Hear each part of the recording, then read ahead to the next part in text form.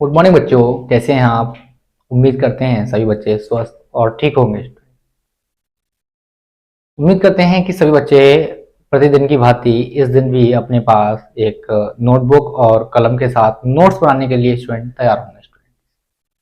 तो आइए student question को सॉल्व करते हैं और देखते हैं क्वेश्चन किस प्रकार से सॉल्व किए जाते हैं। स्टूडेंट आइए स्टूडेंट क्वेश्चन को सॉल्व करते हैं।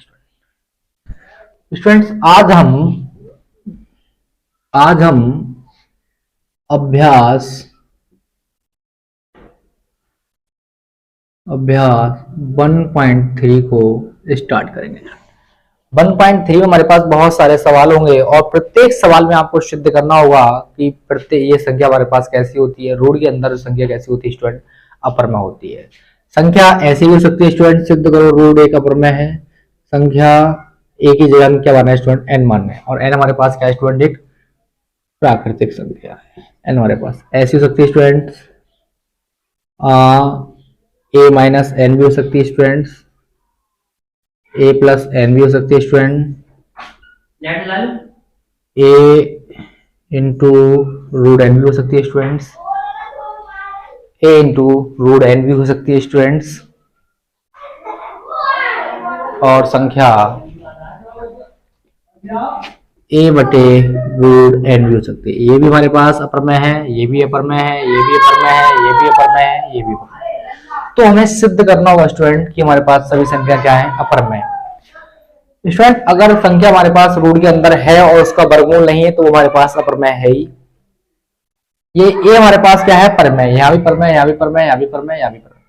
परमेय में से अपरमेय को घटाए तब भी मान उसका स्टूडेंट क्या आता है, अपर में आता है। परमेय में अपरमेय को जोड़ें तब भी उसका पूरा मान क्या आता है स्टूडेंट, हमारे पास अपर में आता है। परमेय की गुणा अपरमेय से करें तब भी उसका मान क्या आता है स्टूडेंट, अपर में आता है। और परमेय को अपरमेय से भाग किया जाए तब भी स्टूडेंट उसका मान क्या आता है स्टूडेंट, अपर में आता है।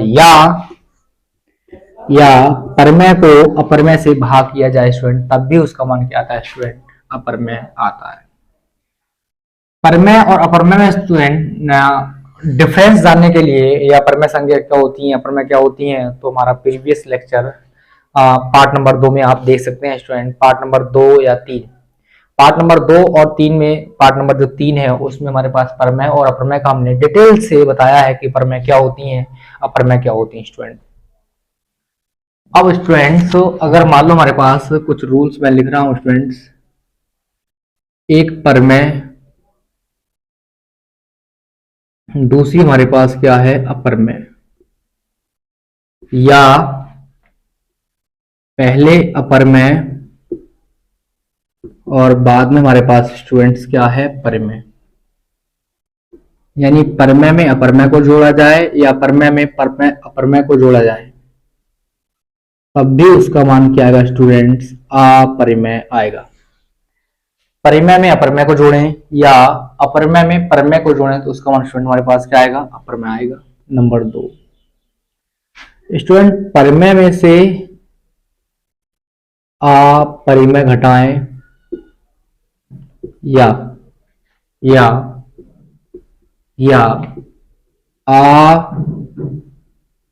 अपरिमेय में से परमेय को घटाएं तब भी उसका मान स्टूडेंट क्या आएगा, अपरिमेय ही आएगा।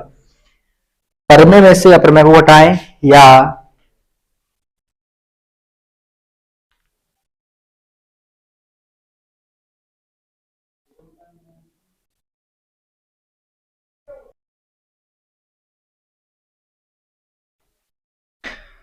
स्टूडेंट्स इसको मैं चमक की वजह से दिख नहीं रहा है तो स्टूडेंट इसको मैं यहां लिखता हूं स्टूडेंट्स कि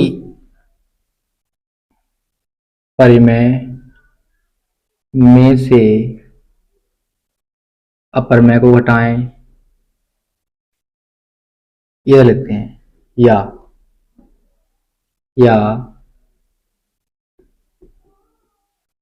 अपरमेय में से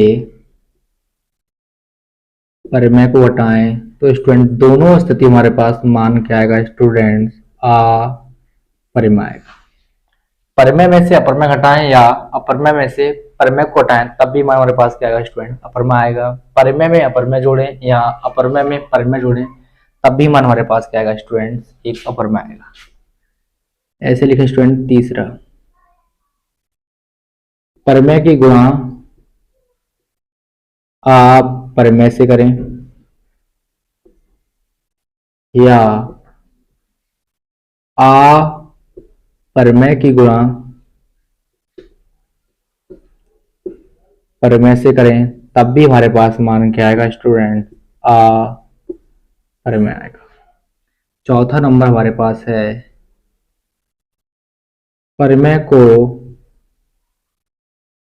आ परमेय से भाग किया जाए या आ परमेय को परमेय से भाग किया जाए, तब भी उसका मान स्टूडेंट्स क्या आएगा, आ परमेय आएगा। आ परमेय, परमेय हमारे पास परमेय में अपरमेय को जोड़ा है, यानी इसे मान लो ए, इसे मान लो रूट बी, या ऐसे लिखो रूट बी प्लस का ए, तब भी हमारे पास क्या होगी स्टूडेंट, ये संख्या अपरमेय होगी।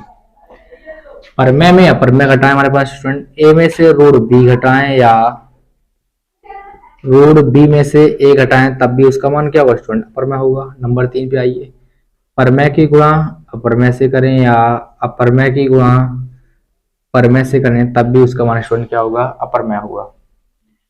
परमेय को अपरमेय से भाग किया जाए या अपरमेय को परमेय से भाग किया जाए, तब भी उसका मान स्टूडेंट क्या होगा, अपरमेय होगा। तब भी उसका मान क्या होगा स्टूडेंट, अपरमेय होगा।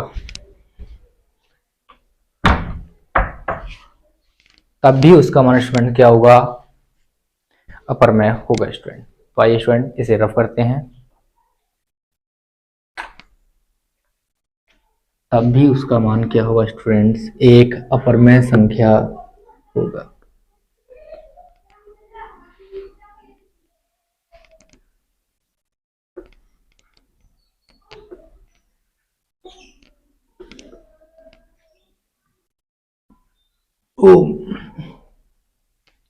स्टूडेंट कभी कभी सवाल पूछा जाता है हमसे कि रूट एन हमारे पास क्या है, या तो प्राकृतिक है या हमारे पास क्या है पूर्ण एन है। जहां एन हमारे पास क्या है, एन या तो प्राकृतिक है या पूर्ण है, तो रूट एन हमारे पास किस प्रकार की संख्या होगी स्टूडेंट, किस प्रकार की संख्या। पूर्ण हमारे पास एन के लिए हमारे पास प्राकृतिक के लिए एन बराबर 1 2 3 4 5 डॉट डॉट अनंत तक, और पूर्ण के लिए हमारे पास 0 1 2 3 4 डॉट डॉट एन तक।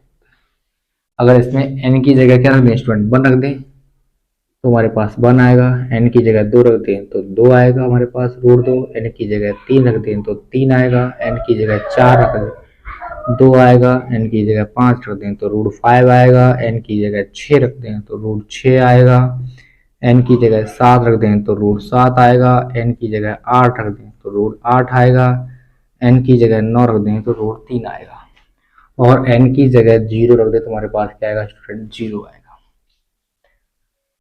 स्टूडेंट 0 हमारे पास क्या है, एक परिमेय संख्या है। स्टूडेंट 0 हमारे पास क्या है, एक परिमेय संख्या है। अगर n हमारे पास पूर्णांक संख्या है तो n किस प्रकार की संख्या होगी स्टूडेंट, परिमेय होगी या अपरिमेय होगी स्टूडेंट। तो आपने देखा हमारे पास परिमेय भी आई, परिमेय भी आई हमारे पास यहाँ स्टूडेंट्स, ये भी परिमेय है, ये भी परिमेय है, कौन रूट 4 भी परिमेय है, रूट 9 भी परिमेय है, 1 भी और 0 हमारे पास, ये हमारे पास संख्या क्या है स्टूडेंट, परिमेय है। और शेष हमारे पास क्या है, अपरिमेय है। अगर रूट एन हमारे पास प्राकृतिक संख्या हो या पूर्ण संख्या हो तो रूट एन हमारे पास परिमेय और अपरिमेय, परिमेय और अपरिमेय स्टूडेंट क्या होगी, दोनों होगी। क्या होगी स्टूडेंट, दोनों होगी। अब आइए स्टूडेंट समय न लेते हुए सवाल को सॉल्व करते हैं, सवाल को सॉल्व करते हैं। पहला क्वेश्चन हमारे पास, पहला क्वेश्चन है हमारे पास स्टूडेंट 1 की सिद्ध करो, सिद्ध करो कि रूट 5 एक अपरिमेय संख्या है। सिद्ध करना है कि अंडर रूट 5 हमारे पास क्या है स्टूडेंट्स, एक अपरमेय संख्या। सिद्ध करना है कि रूट 5 हमारे पास क्या है स्टूडेंट्स, एक अपरमेय संख्या है।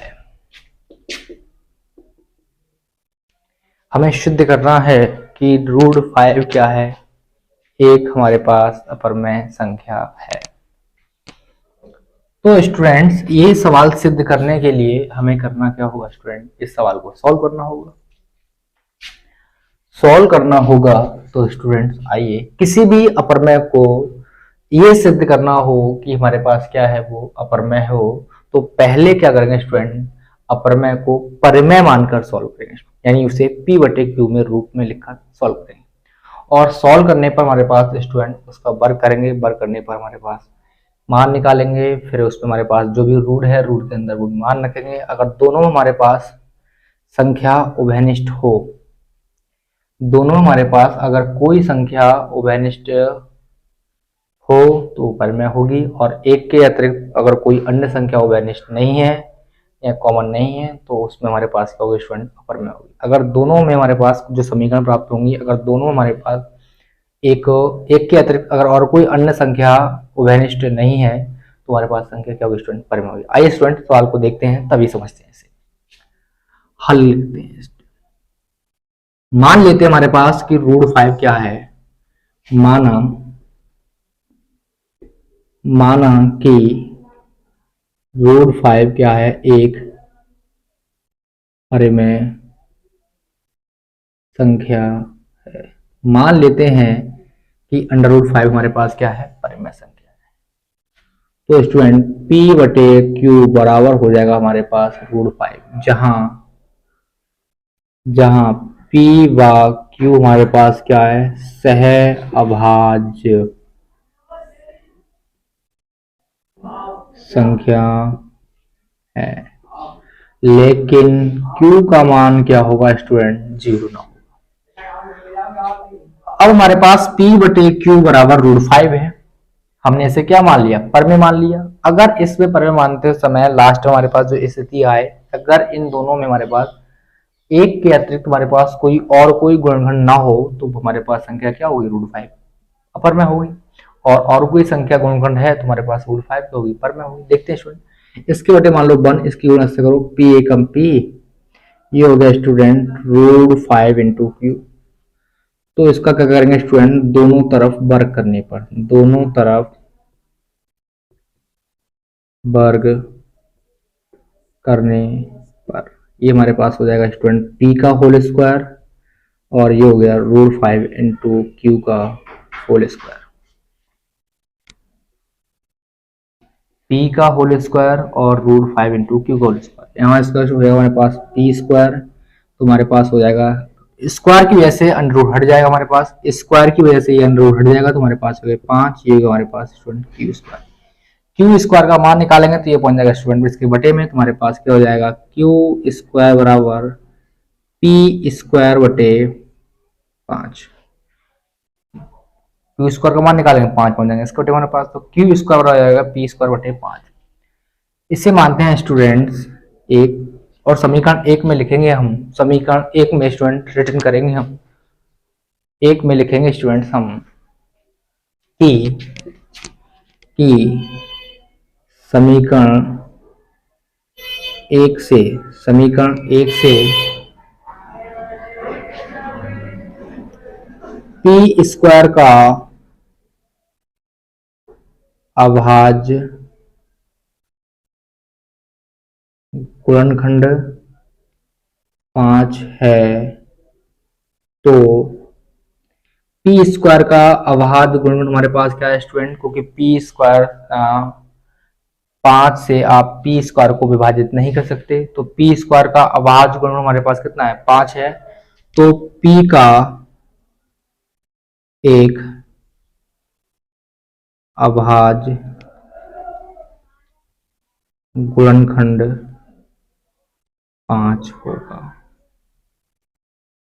अगर पी स्क्वायर का अभाज्य गुणनखंड हमारे पास 5 है तो पी स्क्वायर का अभाज्य गुणनखंड 5 है, तो पी का भी हमारे पास अभाज्य गुणनखंड क्या होगा स्टूडेंट? 5 होगा। अब स्टूडेंट्स रूट के अंदर हमारे पास क्या है स्टूडेंट? रूट के अंदर हमारे पास 5 है, तो P बराबर रूट के अंदर उतने ही C मानेंगे। क्या मानेंगे? P क्यू हो गया हमारे पास, इसको मान लो स्टूडेंट R मान लो स्टूडेंट। अगर रूट के अंदर 5 है तो यहाँ P बराबर स्टूडेंट समीकरण 1 में क्या होगा स्टूडेंट? P बराबर क्या मानेंगे? 5R।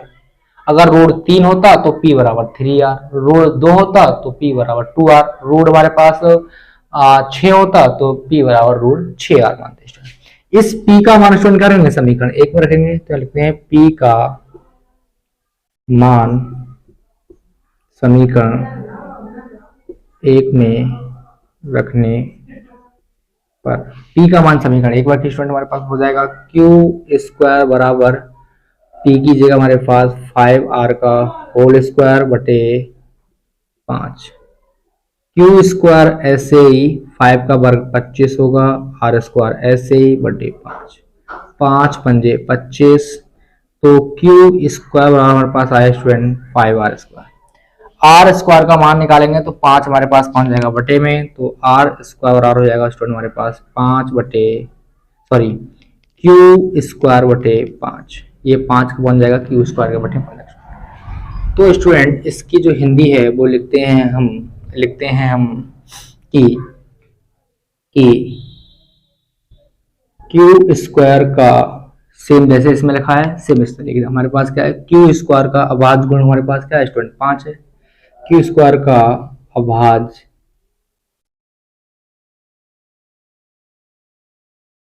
गुणनखंड 5 है, तो क्यू का भी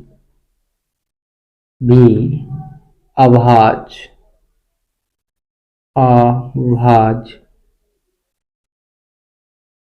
गुणनखंड 5 है। P व Q का अभाज्य गुणनखंड 5 है। यह कल्पना मात्र है। P व Q का उभयनिष्ठ मतलब समान गुणनखंड 1 है, अतः अंडर रूट 5 एक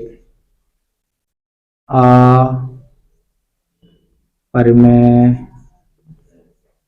संख्या होगी। स्टूडेंट्स आपको जैसे हमने यहाँ पी स्क्वायर को 5 से भाग कर रहे हैं तो हम लिख रहे हैं पी स्क्वायर का हमारे पास अभाज्य गुणनखंड 5 है, तो पी का भी हमारे पास अभाज्य गुणन क्या होगा? 1 5 होगा। ऐसे ही हम क्या कर रहे हैं स्टूडेंट्स, क्यू स्क्वायर को 5 से भाग कर रहे हैं तो यहाँ लिखेंगे क्यू स्क्वायर का अभाज्य गुणनखंड 5 है, तो क्यू का भी अभाज्य गुणन क्या होगा स्टूडेंट? 5 होगा।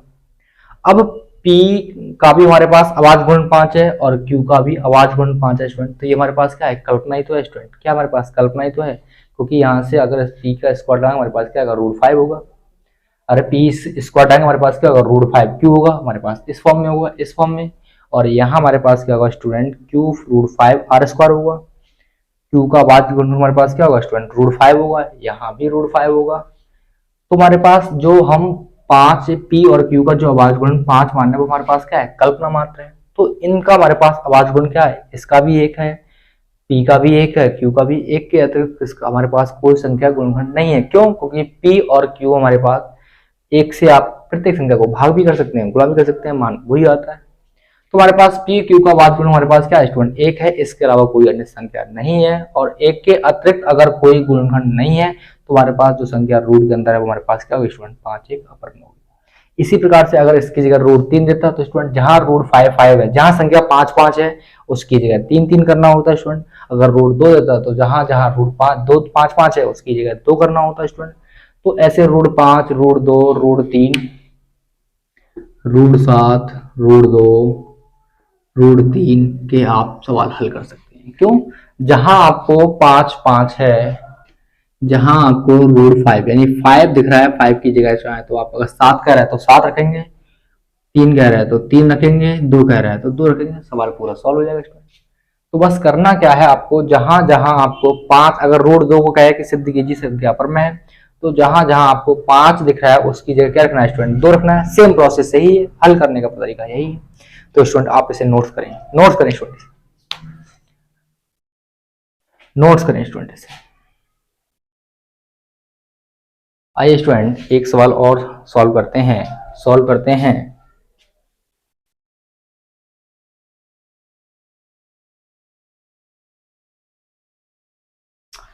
सॉल्व करते हैं स्टूडेंट्स।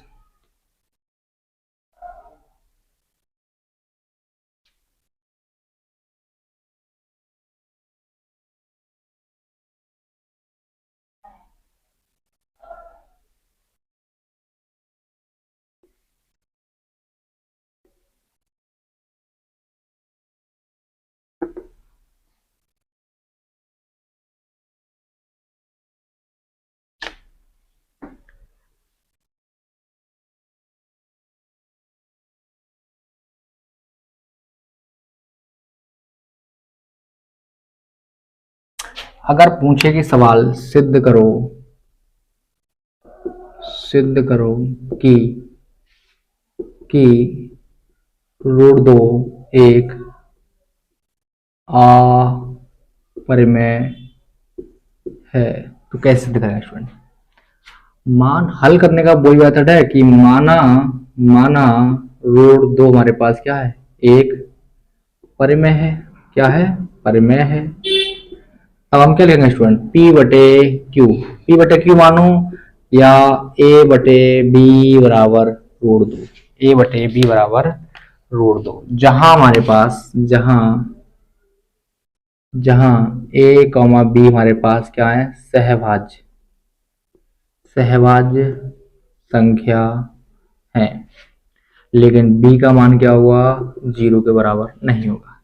इसको डिवन मान लो, गुणा करो स्टूडेंट, A कम A, ये हो गया हमारे पास रूट 2 B, वर्ग करने पर, वर्ग कर दो आप, वर्ग करने पर ये हो जाएगा हमारे पास क्या? A स्क्वायर, और ये हो जाएगा हमारे पास स्क्वायर की वजह से रूट हट जाएगा हमारे पास 2B स्क्वायर, B स्क्वायर का मान निकालेंगे 2 पहुंच जाएंगे स्क्वायर डे में हमारे पास, तो B स्क्वायर हमारे पास क्या होगा स्टूडेंट? A स्क्वायर बटे 2।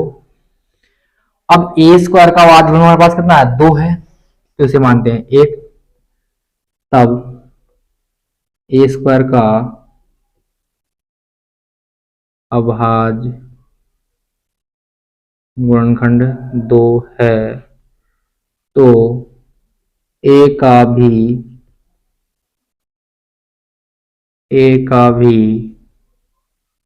अभाज्य गुणनखंड 2 होगा। अब हम करते क्या है? A बराबर हमारे पास रूट में कितना है स्टूडेंट? 2 है, तो A बराबर माना A बराबर 2C। A का मान क्या है स्टूडेंट? समीकरण 1 में रख दें। A का मान समीकरण 1 में रखने पर तुम्हारे पास क्या होगा?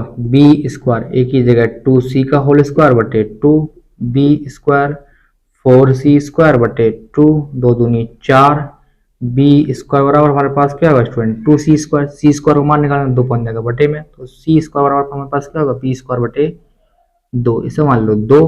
अब यहाँ लिखते हैं स्टूडेंट, तब समीकरण 2 में B स्क्वायर का भाज्य गुणनखंड 2 है, तो B का भी एक अभाज्य गुणनखंड 2 होगा। स्टूडेंट समीकरण 1 और 2 में हमारे पास क्या इंपॉर्टेंट बात है? समीकरण 1 व दो में ए व बी का जो अभाज्य